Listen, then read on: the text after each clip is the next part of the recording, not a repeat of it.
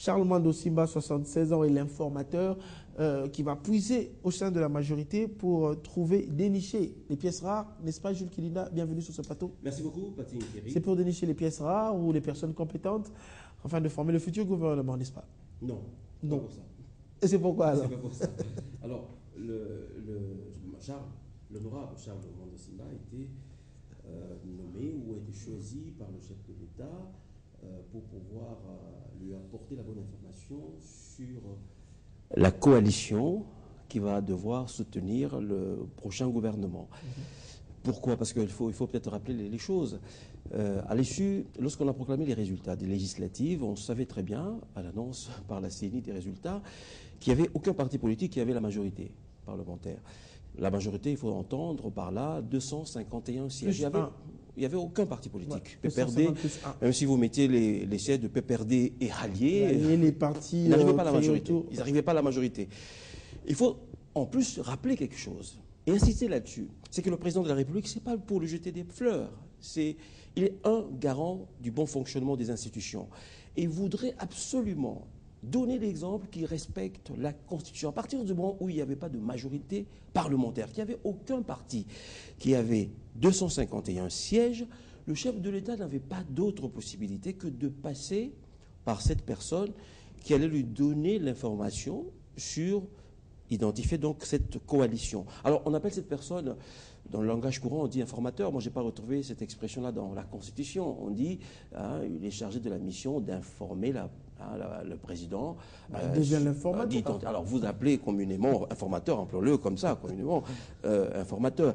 Donc, cette personne-là a une mission bien précise. C'est identifier la coalition. À partir du moment où il n'y a pas de majorité parlementaire. Ce n'est pas pour identifier les personnes. Non, non, non. Ce n'est pas pour identifier les personnes, les futurs ministres. Ce n'est pas son boulot, ça. Le boulot d'identifier les ministres ou ceux qui vont composer les prochains gouvernements, ça, c'est un boulot dédié à ce que vous appelez communément le formateur. L'informateur est là parce qu'il n'y avait pas de majorité parlementaire. Qu'aucun parti n'avait la majorité parlementaire. Le chef de l'État a besoin de savoir qui va être dans cette majorité parlementaire. On va donc prendre les sièges du PPRD, on va essayer d'engager un dialogue avec le PPRD, on va engager un dialogue avec le MSR, mais ce qu'il faut dire aussi, c'est que le président, quand il nomme une personne comme ça, il a parlé un petit peu avec lui de ce qu'il entend faire dans les 5 prochaines années. Il a donné des options de sa politique. Et cette personne va devant ses partis politiques en leur demandant s'ils sont prêts à soutenir l'action du futur gouvernement. Alors, une question peut-être avant qu'on continue. Pourquoi Charles Mando Simba? Mfumu a essayé de dire peut-être doyen d'âge, compétent. Pourquoi Charles Mando Simba? Je pense, alors, quand on regarde un petit peu, je vais vous donner quelques exemples. Regardez par exemple le bureau provisoire de l'Assemblée nationale. Nos textes voulaient que ce bureau soit présidé par le doyen d'âge des députés. C'est ce qui a fait que ça soit un élu du DPS. Également pour la présidence de la commission qui est chargée d'élaborer le règlement intérieur. J'étais à l'Assemblée nationale où le débat s'est engagé. On est resté sur ce qui est un petit peu une jurisprudence. C'est-à-dire quand on n'est pas passé au vote, le critère qui serait moins discutable, c'est de confier cela à la personne la plus âgée. C'est ce qu'on a fait pour la commission chargée de rédiger, d'élaborer le règlement intérieur. Alors c'est aussi Mando Simba qui préside cette commission, parce qu'on sait qu'il a le même âge que Timothée Nkombo. Je pense que pour le président, c'est pareil. Il a un seul critère tenait pour lui, c'est-à-dire ce critère d'âge, à défaut de dire il est de telle tribu, de telle province, ça ne pouvait pas convaincre quiconque. Il a plutôt préféré se baser sur ce qui est la pratique, quand on n'a pas encore procédé au vote, confier la charge de cela à la personne qui est la plus âgée. Donc c'est Mando Simba. Voilà. Alors il a 1 mois renouvelable, ça veut dire peut-être 2 mois. L'informateur, passons de l'étape de l'informateur au formateur de gouvernement. Comment ça se passe? Alors, lorsque l'informateur a fait son boulot, c'est-à-dire il a identifié clairement les partis politiques qui ont accepté d'accompagner ou de soutenir l'action du prochain gouvernement. Il a fait rapport au chef de l'État. Voilà, il y aura cette coalition, la composée de tel parti politique, donc ça fait au total autant de sièges. Alors le chef de l'État, le rapport, ok, et là le chef de l'État, selon le communiqué officiel, on se rapporte sur le communiqué officiel que j'ai lu. Le communiqué officiel dit clairement que à Charles Mando Simba, on a confié la mission d'identifier cette coalition pour permettre la nomination du Premier ministre. Il a cette mission de faire donc ce boulot pour pouvoir permettre au chef de l'État de nommer un Premier ministre. Donc je suis presque convaincu au moment où nous parlons, je fais offense à personne, je pense que le chef de l'État choisira un autre formateur que Mono Simba. C'était ça aussi même ma question. Est-ce qu'il arrive le moment où l'informateur devient le formateur et devient le Premier ministre? Alors, lorsque l'informateur n'est pas arrivé à avoir la confiance de tous les partis politiques, parce que c'est de cela dont il s'agit. Quand il va auprès des partis, il leur dit, OK, moi, j'ai tel projet pour le gouvernement, est-ce que vous acceptez de soutenir ça? Bon, si les gens ne le font pas confiance, ils diront, non, on n'arrivera pas à mettre une majorité à son profit. C'est pour ça qu'on a dit, un mois renouvelable une fois, le temps de trouver cette coalition. S'il n'arrive pas, parce que peut-être le chef de parti, il faut dire aussi les choses comme elles sont. On sait très bien qu'à ce moment-là se discutent les sièges, enfin les postes. On ne va pas revenir sur Yandi Kaka, Yandi V comme c'était le chemin. Pas en ces termes-là, c'est pas en ces termes-là, c'est peut-être dire nous voudrions nous avoir 2 ministères, par exemple. C'est pas, on ne donne pas des noms, c'est dire non, moi je soutiens ma condition que dans le prochain gouvernement, mon parti politique puisse avoir un ministère ou une telle entreprise. C'est à ce niveau-là que ça se discute. Il dit ok, c'est bon. S'il réussit son boulot, ok, c'est très bien. Le chef de l'État peut tout à fait dire ok, je garde la même personne. Généralement, en 2006, on a pu garder la même personne. Voilà. On garde la même personne. Gizenga qui forme le gouvernement.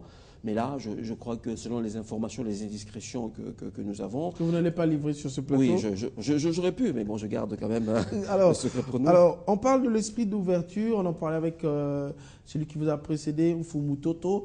On se dit, au cas où, au niveau de la majorité, on ne puisait pas, qu'est-ce qui peut arriver? Pendant ce temps, il y a des esprits qui s'approchent de la majorité. On a entendu il y a 2 semaines, du côté de Léon Kengoadondo, quand même...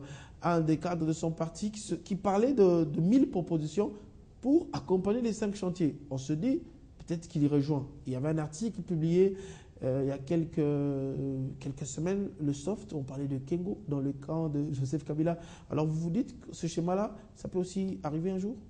Alors, si on veut décourager la population de croire à la révolution de la modernité, dans ce cas-là, on pencherait pour Kengo Adondo. Parce que Kengo Adondo, franchement, je pense que dans l'opinion publique, chez le peuple congolais, n'a pas laissé une bonne image. Vous savez que la révolution de la modernité, on nous dit nos vies vont changer. Hein? Donc il ne faut pas beaucoup de rigueur. Kengo Adondo a l'image de quelqu'un de très... Mais peut-être pendant ce temps, c'est un homme politique qu'il a pu comprendre. Peut-être. Le Congolais le Zaïrois n'est plus le... Il a fait un très mauvais score partout, sauf dans sa province d'Équateur. Je ne vois pas, moi, personnellement... Qu'est-ce qui ferait que le président choisisse Kengo Adondo? Parce que tout compte fait, lorsque vous calculez les sièges obtenus par les partis politiques censés être de la majorité présidentielle, ils ont plus de 251 sièges. Oui. Qu'est-ce que la majorité a à faire à aller chercher une coalition avec 4 sièges de Kengo Adondo? Dans cette majorité, on a le PPRD, le MSR, oui. on avait dit... Ensemble, ils ont plus de 251 sièges. Voilà. Ensemble, là. Voilà. Mais qu'est-ce qu'il ferait avec les 4 sièges de Kengo Adondo? Parce qu'il n'a que 4 sièges. Je ne vois pas pourquoi. En 2006, c'était un autre cas de figure. Il fallait absolument, l'ensemble de la majorité présidentielle n'avait pas atteint la majorité. C'est pour ça qu'on est parti vers Palou, encore que c'est un accord conclu avant les élections. Palou eut des mots. Il n'y aura pas cette année. Il n'y aura pas. Là, on sait que les partis politiques réputés de la majorité ont plus de 251 sièges. Qu'est-ce qu'on va chercher avec le 4 sièges de Kengo Adondo?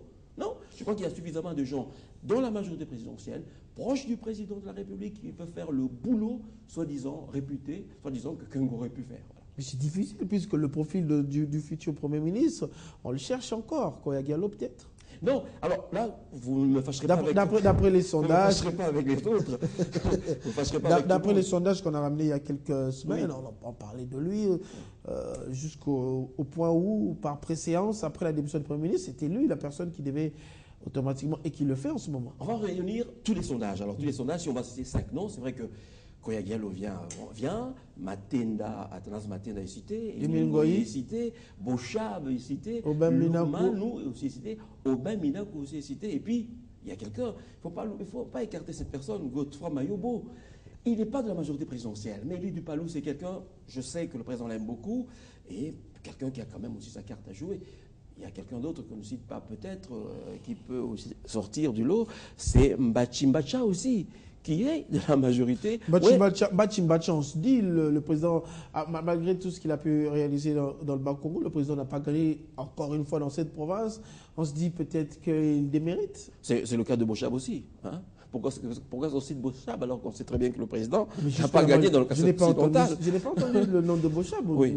Les gens citent... Dans la plupart des noms cités, moi je n'ai pas encore entendu le nom de Bochab. C'est vrai que, alors on va peut-être, oui, on va prendre le risque de fâcher quelques candidats.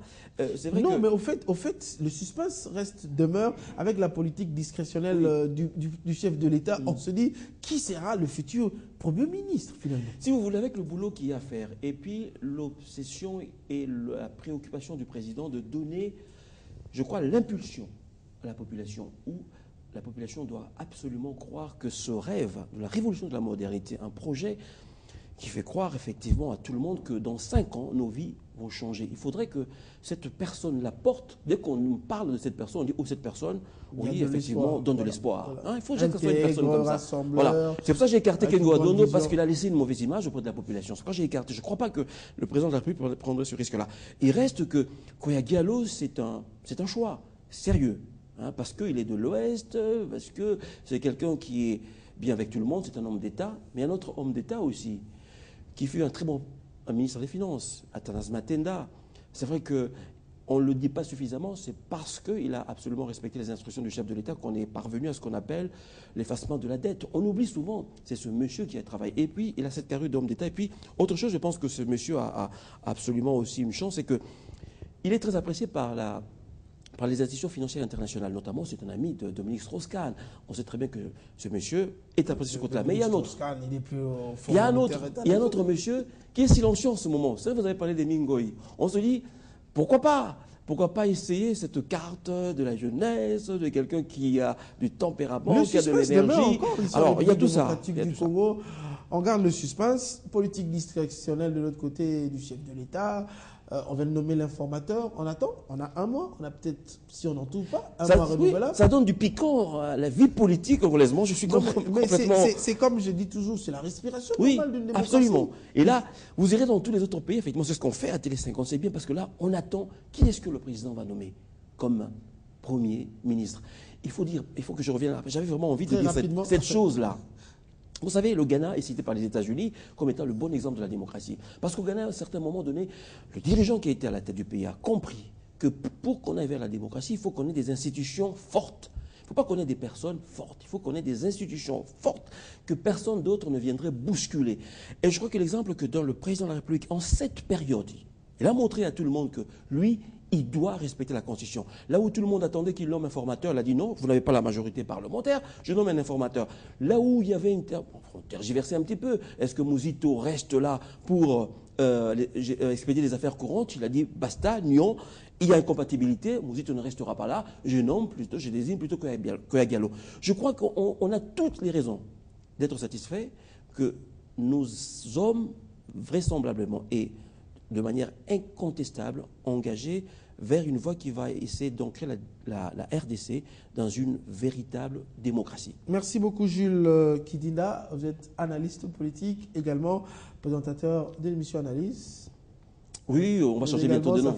On va changer bientôt de nom. Hein, parce qu'Analyse, vous savez que ça a été contesté. Enfin, il paraît qu'il y a une chaîne a déjà, en 2007, fait une émission intitulée Analyse, et qu'on a demandé à Télé 50 de changer de nom. Ça, je ne savais pas, on va en parler juste après. Alors, qui sera le futur Premier ministre ici en République démocratique du Congo? On en saura un peu plus après la période de l'information, après l'information du futur gouvernement. On va se retrouver avec vous juste après, puisqu'on va laisser la place aux informations.